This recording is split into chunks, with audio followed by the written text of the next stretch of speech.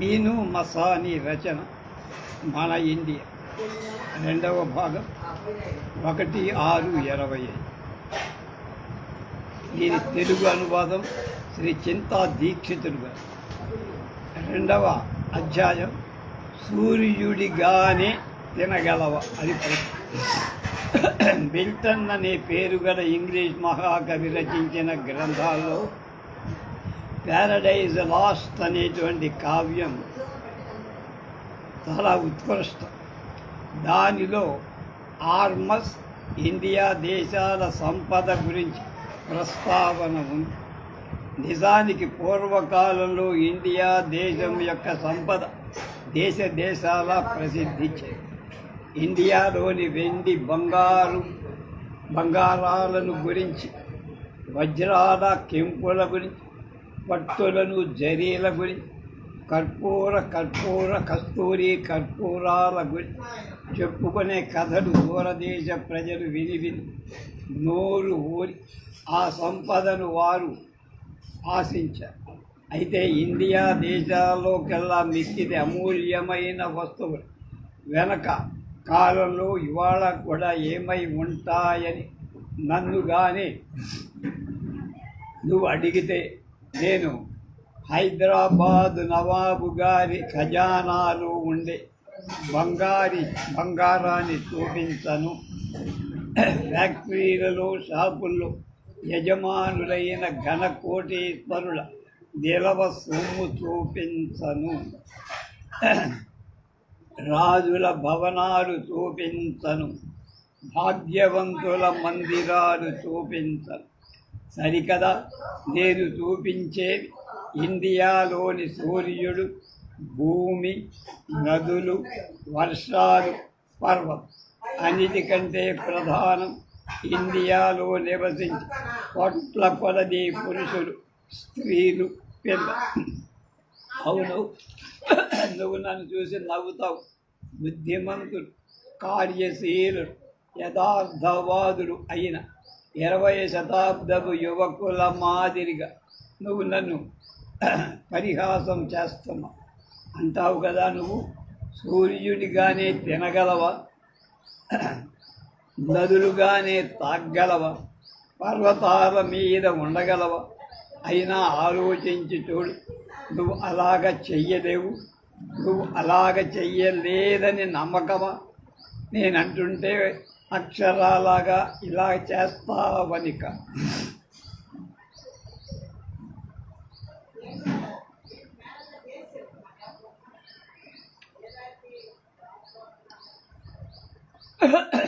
కొందరు యోగులు సుమారు అలా చెయ్యగలరు. కానీ బాగా ఆలోచించి చూస్తే మనలో ప్రతివాడు తాను తినేది, తాగేది, కట్టుకునేది, నివసించేది సరిగ్గా ఆ పై మూల పదార్థాల నుండే కదా వచ్చింది. నువ్వు తినే కాయగూరల సంగతి ఆలోచిద్దాం. అవి సూర్యకిరణాలు, భూమి, నీళ్లు, గాలి తప్ప ఇంకేమైనా ఉన్నాయా? కాయగూరల్లో ఎక్కువ భాగం నీటి, గాలిలోంచి అవి కార్బన్ డయాక్సైడ్ని తీసుకుంటారు. భూమిలో నుంచి నైట్రేట్ అనే లవణాలు తీసుకుంటారు. వృక్ష సంబంధమైన పదార్థాలన్నిటిలో అవే ప్రధానమైన వస్తువు. వీటికి ఆహార పదార్థాలుగా మార్చే శక్తి సూర్యుడి వేడి వెలుతుర నుండి వస్తుంది. నువ్వు తినే క్యాబేజీ కూరలు 191.5 పాళ్ళు నీళ్లు అని నీకు తెలుసా? అవి ఉదాహరణలు స్వతంత్రంగా ఆలోచించుకోవడానికి అవి నీకు సహాయపడతాయి. బడిలో ఎవరైనా ఒక మాస్టర్ తన దేశ సంపద బ్యాంకులో ఉన్నదని నీకు చెప్పడం తటస్థిస్తే ఆ మాటలు విని మోసపోకుండా ఈ ఉదాహరణలు నీకు పనికొస్తాయి. ఈ మాటలు విన్నప్పుడు ఇందులోని పదార్థం నాకు తెలుసులని నీలో నువ్వే అనుకో. సంవత్సరానికి 2 పంటలు సుమారు అన్ని జిల్లాల్లో 3 పంటలు కొన్ని జిల్లాల్లో పండించే పుష్కలమైన ఎండ ఇండియాలో ఉన్నాయన్న సంగతి జ్ఞాపకం. చిరునవ్వు ఒంటెగా నవ్వు, నీకే ఎక్కువ తెలుసన్న మాట ఇదిగా నవ్వు. మన సంపద ఇప్పుడు చిన్న జాబితాగా రాసి చూద్దాం.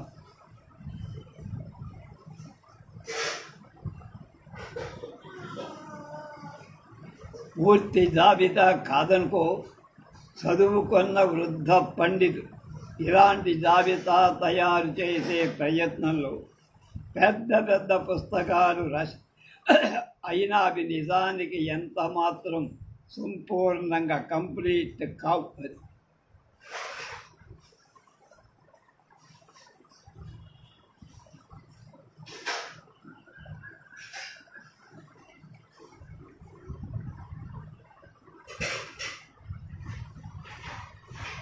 మనలో చాలామంది మనకెంత సంపద ఉందో తెలియక అకారణంగా విచారగ్రస్తులంగా నిరాశాపూరితులుగా అవుతాం. కాబట్టి మనం ఎంత భాగ్యవంతులం తెలుసుకోవడానికి అన్ని అంశాలు ఒక లిస్టు తయారు చేస్తాం. మన జాబితాలో మొదట దాని పేరు ఏమి రాద్దాం? మనకు సిగ్గెందుకు, మొదటి పద్దు మనం అని రాసుకో. రస్కిన్ అనే ఆంగ్లేయుడు గొప్ప ఊహాశక్తిశాలిని, సర్వమానవ క్షేమం కోరేవాడు. అతడు సిసేమ్ అండ్ రిలీజ్ అనే చిన్న గ్రంథం రాసి, నువ్వు బహుశా స్కూల్లోనూ కాలేజీలో చదివే ఉంటావు. దేశంలో కొండదగ్గర మహత్వంలో దేశానికి ఉండదగిన మహత్తర సంపత్ సుఖంగా ఆరోగ్యంగా ఉండే ప్రజలేనని ఉండుండి విధి విరామం లేకుండా అతడు చెప్పేవాడే. అతడు అన్నమాట నిజం. అందుకనే పివి నరసింహారావు గారు ప్రధాని అయినప్పుడు అంతకు ముందు కూడా హ్యూమన్ రిసోర్సెస్ అనేటువంటి ఒక శాఖని ఏర్పాటు చేసి దాన్ని బాగా అభివృద్ధిలో చేసి మనమంతా ఉత్పత్తిదారుల మేరు రిసోర్సెస్.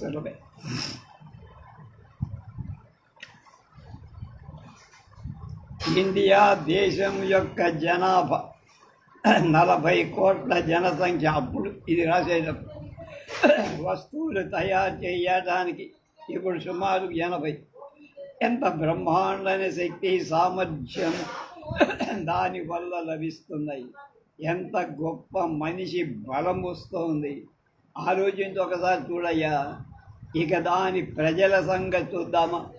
డంబంతో చెబుతున్నామనే నింద పాలుగాకుండా చెప్పదగ్గ విషయం ఏమిటంటే, అన్ని విషయాలు ఆలోచించి చూస్తే తేలే సంగతి హిందూ దేశస్థులు అంటే ఇండియన్స్ తెలివితేటల్లో ఏ జాతికి తీసిపోయిన వాళ్ళు కాదు. వారి దివ్యమైన నాగరికత ఉంది. వాళ్ళకు ప్రాచీన విజ్ఞాన సంపద ఉంది. దేశం ఉష్ణం కావటం వల్ల కొంత మటుకు సామర్థ్య లోపం వాళ్ళకున్న మాట నిజమే. కానీ ఇతర జాతి మనుష్యులతో సమాన పరిస్థితులలో హిందూ దేశస్థులు పనిచేయడం చాలాసార్లు సదస్తి. అప్పుడు వాళ్ళు ఎవ్వరికి తీసిపోలే. అమెరికా సంయుక్త రాష్ట్రాలలో కాలిఫోర్నియా వ్యవసాయ ఫారాలలో, పండ్ల తోటలలో, కెనడాలోని ఒరిగాన్, వాషింగ్టన్, బ్రిటిష్ కొలంబియాలలో ఉన్న చెట్టు కేంద్రాలలో, రంపపు కోత మిల్లులలో ఇలా జరుగుతూనే ఉంది. ఆయా చోట్ల అమెరికా దేశస్థులు, కెనడా వాడు, మెక్సికో వాడు, చైనా వాడు, జపనీయులు పనిముట్లు ఎంత సమర్థంగా, హిందూ దేశస్థులు కూడా ఎంత సమర్థులు. హిందూ దేశస్థులు ఇండియన్స్ కూడా అంతే సమర్థులని రుజువు చేయం. మరి ఇదివరలో చెప్పినట్టు యోగ్యతతో పాటు మనకు అనంతమైన వేరియేషన్ వైవిధ్యము. మన జాబితాలో రెండవ పద్దు కింద మనకు లాగానే ప్రాణమున్న మన జంతువులను వేద్దాం. సెకండ్ ఐటమ్ ఏనుగు మొదలుకొని పాము వరకు, దోమ మొదలు పాము వరకు, కానీ ఏనుగు మొదలు పాము వరకు దోమ వరకు కూడా అన్ని తరహాల జంతువులు మనకు ఉన్నాయి. వీటిలో పశువులు మనకు చాలా ఉపయోగపడతాయి. ప్రపంచంలో ఉన్న పశువులలో 3వ వంతు పశువులు, 18 కోట్ల పశువులు మనకున్నట్లు మదింపు వేయబడి, అంటే లెక్కలు, స్టాటిస్టిక్స్. గొర్రెలు, మేకలు మనకు 8,70,00,000. ప్రపంచంలో ఉన్న వాటిలో ఇవి 7వ వంతు ఉన్నాయి. 3వ పద్దు కింద మన సూర్యుడిని వేసుకున్నాం. థర్డ్ ఐటమ్స్ సన్, సూర్యుడు. మీలో కొందరు ప్రతి దేశంలో సూర్యుడు ఉన్నాడు కదా అని అనుకుని ఒక ప్రశ్న సంధించవచ్చు. అయితే మీరన్న మాట నిజమా? ఎంత సూర్యుడు ఎంతకాలం ఇతర దేశాల్లో ఉంటున్నాడు? మీరు చెప్పిన మాట సరిగా, సందేహం లేదు. సూర్యుడు మనకు ఒక ప్రత్యేకమైన ఆస్తి. ఇండియాలో సూర్యుడు మన అవసరాలకు మించి ఉంటున్నాడని మనలో కొందరు అనుకుంటున్నారని నాకు తెలుసు. నిజమే, సూర్యుడి ఎండ మనకు దుస్సహంగా చిరాకు పుట్టిస్తుంది. సరే, కానీ సూర్యుడి వల్ల మనం పొందే లాభాలను ఒక్కసారి ఆలోచించండి. సూర్యుడి ఉష్ణ కిరణాలు ఎప్పుడూ మన వశంలో ఉంటాయి. మన శరీరానికి శక్తిని, ప్రాణాన్ని ఇస్తాయి. మన భూమి మీద మొక్కలు పెరిగేట్లు చేస్తాయి. హిందూ మహాసముద్రం నుండి నీటిని మేఘాలలోకి పంపుతాయి. ఋతుపవనం ఈ నీటి వలన హిమాలయాల మీద నిలుస్తుంది. దేశంలో వర్షం కురుస్తుంది. సూర్యకిరణాలు మన మురికి కాలవలను ఇంకిస్తుంది. నిలువ నీరు గల తేమ ప్రదేశాలు ఎండిస్తుంది. హానికరమైన రోగ క్రిములను ఆ వేడికి చంపేస్తుంది. అందువల్ల ఉష్ణమండలాలలో జీవించే జనులు, హిందువులు కానీ పార్సీకులు కానీ, సూర్యోపాసన చేస్తూ సూర్య నమస్కారాలు చేస్తూ ఉండటం ఊరికే కాదని అర్థం చేస్తూ, వ్యవసాయదారుడు తన పొలాలు తడపడానికి ఆదుర్దాలు ఎదురు చూసే కాలవర్షం అనే ఋతుపవనం అంటారు, మాన్సూన్. అది 4వ ఐటమ్ పద్దు. అది మన గొప్ప సొత్తు కూడా. సముద్రం నుండి నీటి పర్వత శిఖరాలకు అది తీసుకుపోయి నదులు సదా ప్రవహించేటట్లు చేస్తుందని పూర్వమే చెప్పాము. ఇక హిమాలయ పర్వతం, అంతకంటే తక్కువ ఎత్తు పర్వతాలు, ఇవి మన జాబితాలో తర్వాత ఐటమ్ పద్దు. ఇతర దేశస్తులు మన దేశంపై దండెత్తి రాకుండా అవి కోట గోడల్లాగా కాపాడు. మధ్య ఆసియా నుండి వచ్చే వేడి గాలులు రాకుండా అడ్డుకుంటున్నాయని చిన్నప్పుడు మనం జాగ్రఫీలో సెమిట్లో చదువుతాం. అవి వస్తే మన వృక్షజాతులు ఎండిపోతాయి. ఉత్తర హిందూస్థానం ఎడారిగా మారి మన పర్వతాలు నిసర్గ జలాశయాలు, అవి మైదానాల మీద నదుల జలపాతాలను పంపిస్తాయి. రోగులకు, అలసిన వాళ్ళకు అవి ఆరోగ్యాన్ని, ప్రకృతి ఏర్పాటు చేసిన విశ్రామశాలలవి, అంటే రెస్ట్ రూమ్స్ అని. కనుక మైదానాల నుండి వచ్చి ప్రజలు ఈ పర్వతాల్ని ఆశ్రయిస్తారు. రెస్టారెంట్లు లాగా మన నదులు, అవి మన భూములను తడుపుతున్నాయి, సస్యశ్యామలం చేస్తాయి. నీలా నాలా భూములు కూడా దాహంతో పోవచ్చు. అంతేకాక ఈ విషయం ముందు తెలుసుకో. ప్రవాహ జలాలలో మహాశక్తి ఒకటి ఉంది, అదే కరెంట్ అంటాం మనం. అందుకనే ఉదయం కూడా స్నానం చేస్తే నదిలో ప్రవాహజాలలో ఉండే కరెంట్ మన శరీరంలోకి కార్తీక స్నానాలు అందుకే. దాన్ని మనం స్వాధీనం చేసుకొని తంతువులతో అనుభవిస్తాం. దాన్ని విద్యుత్ శక్తి అంటున్నాం. కెనడా, అమెరికా సంయుక్త రాష్ట్రాల తర్వాత మన దేశంలోని జల విద్యుత్ శక్తి పుట్టించే సావకాశాలు ప్రపంచంలో కల్లా ఎక్కువగా ఉన్నాయి. ఇప్పుడు సోలార్ ఎనర్జీ కూడా వాడుతున్నాం. ప్రపంచంలో ఉత్పత్తి మొత్తం అంతా కలిపి 100 అని అనుకుంటే ఆయా దేశాల ఉత్పత్తి 100కి ఎన్నవ భాగమో చెబుతుంది. ఇండియా 23 భాగాలు ఉత్పత్తి చేస్తే మిగతా ప్రపంచమంతా కలిపి 77 భాగాలు. ఇంతవరకు మనం సూర్యకిరణాల వేడిని అనుభవించి మబ్బులలో గాలిలో పరిగెత్త, గట్టి నేల మీద కాలు మోపు. ఇప్పుడు మన భూమి లోపలికి తవ్వుకుపోయి అక్కడ దాచబడ్డ మన సంపద చూడ, మనకున్న ఖనిజాలను తవ్వి పైకి తీయడం మాట అట్లా ఉంటే, ఫలానా చోట ఇండియాలో ఇవి ఉన్నాయని ఇంకా నిర్దేశంగా ఎవడు అయినా మనకి రాక్షసి బొగ్గు కూల్ అంటావే గొప్పగా ఉందని మనకు. కానీ గ్రేట్ బ్రిటన్, అమెరికా సంయుక్త రాష్ట్ర, సోవియట్ రష్యాల వంటి అదృష్ట దేశాలలో ఉన్నంత గొప్పగా మాత్రం మనకి బొగ్గు లేదు, కోల్ లేదు. మనకు 6,000 కోట్ల టన్నుల రాక్షసి బొగ్గు నిల్వలో ఉన్నట్టు అంచనా వేయబడ్డ సంవత్సరానికి మనం తవ్వుకుంటున్న బొగ్గు 2,80,00,000 మాత్రమే. తర్వాత పేజీలో బొమ్మలు సంవత్సరానికి ఏ దేశాలలో ఎంతెంత రాక్షసి బొగ్గు తవ్వుకుంటున్నారో చెప్పే బొమ్మ ఉంది. ఇనుము గల ఖనిజాలు, మొదక ఇనుము విషయం మన దేశ స్థితి అందరికంటే ఎక్కువ. ఐరన్ అంటేనే black cast iron.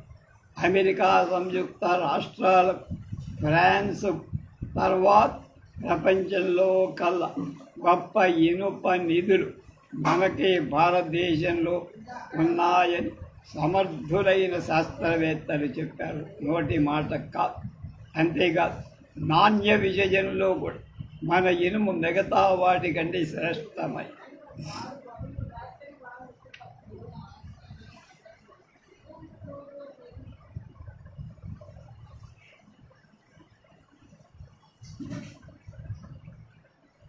India, France, India 4% బొగ్గే తవ్వుతాం, ఫ్రాన్స్ 2%, అమెరికా సంయుక్త రాష్ట్రాలు 20%, 29%. అలాగే చైనా దేశం, జపాన్, బెల్జియం 25%, చైనా 19%, దక్షిణాఫ్రికా 16%, జర్మనీ 15%. అలా బొగ్గును తవ్వుకుంటే మనం 2% బొగ్గే తీయగలుగుతాం. ప్రపంచంలో కల్లా మిక్కిలి భాగ్యవంతమైన గనులలో మన దేశపు గనులు కూడా ఉన్నాయని నమ్ముతాం. కానీ చిత్రపటాన్ని బట్టి చూస్తే మనం ఇనుమును కొద్దిగా మాత్రమే ఉపయోగిస్తున్నాం. అమెరికా సంయుక్త రాష్ట్రాలు 49%, రష్యా 19%, ఫ్రాన్స్ 13%, స్వీడన్ 11%, ఇండియా 5%. 1936లో 1,33,6,000 టన్నులు ముతక మ్యాంగనీస్ ఉత్పత్తి చేసిన సోవియట్ రష్యాను మినహాయిస్తే ఇండియా దేశంలో ఉత్పత్తి అయ్యేంత మ్యాంగనీస్ లోకంలో ఇంకెక్కడా లేదు. 414,000 టన్నులు అంటే ప్రపంచం మొత్తంలో 6వ వంతు మ్యాంగనీస్ ఇండియాలో ఉత్పత్తి. నీకు తల దిమ్ము పట్టేవారు మన నైసర్గిక సంపద గురించి నేను చెబుతూనే వెళ్ళగా, కానీ నేను చెప్పదలుచుకోలా. మన జాబితాలో ఇంకా ముగిద్దాం. నువ్వు నేను గర్వించదగ్గ దేశం మన ఇండియా అని గ్రహించటమే నేను. నిన్ను నన్ను చూసి ఇండియా గర్వించగలదా అనేది వేరే విషయం. ఆ విషయాన్ని గురించి ముందు ఆలోచిద్దాం. నువ్వు బుద్ధిమంతుడుగా నువ్వు ఆలోచించు. India manganese 16, Russia 52, gold Coast 80, Germany 7, దక్షిణాఫ్రికా 5, బ్రెజిల్ 3. అది అంటే మొత్తం ప్రపంచ దేశాలలో 80% మ్యాంగనీస్ ఉంటే ఇండియాలో 16% ఉంది. కొత్త విషయాలు తెలుసుకోవాలని కుతూహలం కలవాడవుగా అయితే ఒక ప్రశ్న వేసుకో. ఆ ప్రశ్న వేయడం కోసం నేను నీ కోసం ఎదురు చూస్తా. ఆ ప్రశ్న ఇది: అవును, నిజమే, మన అద్భుత దేశం మనమేం చేసుకుంటున్నాం? మన దేశ సంపత్తు మనం ఏ విధంగా ఉపయోగించుకుంటున్నాం? ఈ ప్రశ్నోత్తరం ఇవ్వటానికి ప్రయత్నిస్తా. కానీ వచ్చే అధ్యాయం 3వ అధ్యాయం ఒక సమస్య. నాకొక స్నేహితుడున్నాడు.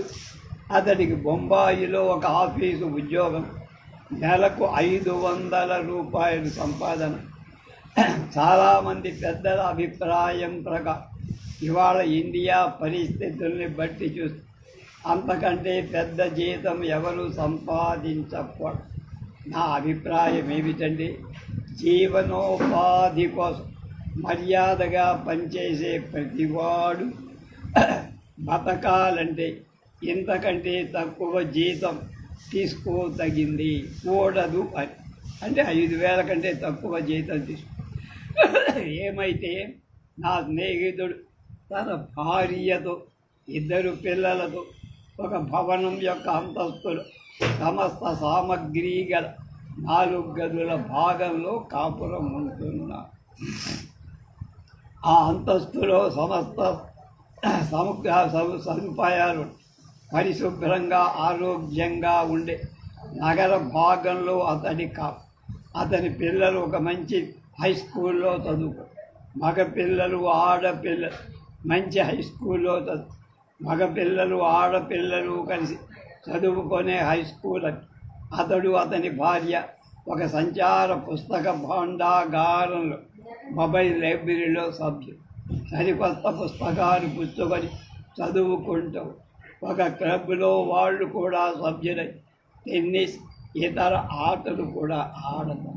వాళ్ళలో చిన్నవాళ్ళు కూడా ఉంటారు. అది స్వయంగా చిన్న కారు కూడా అది స్వయంగా వాళ్ళే నడుపుకుంటారు. సంవత్సరానికి ఒకసారి నా స్నేహితుడు సెలవు దొరుకుతుంది. మన పెద్ద దేశంలో ఏదో ఒక చోట విశ్రాంతి తీసుకోవటానికి అతడు కుటుంబ సహితంగా వెళ్తాడు. చెప్పాను చూడండి, మన దేశంలో కొద్ది మంది మాత్రమే ఈ విధంగా బతుకుతారు. ఈ పుస్తకం చదివే మీరు కొందరు అలాంటి అదృష్టవంతులని నేను అనుకుంటున్నాను. ఆలోచిస్తే ఇండియా నగరాల్లో పట్టణాల్లో నివసించే ప్రతివాడు ఏ విధంగా బతకూడదు, ఎందుకు ఆ విధంగా బతకూడదు, కానీ అలా బతుకుతున్నారా అది ప్రశ్న. బతకడం లేదు, నిజమే. వాళ్ళంతా బీదవాళ్ళు అంటారు. చాలా బీద. మన పట్టణాల్లో నివసించే మనుష్యులలో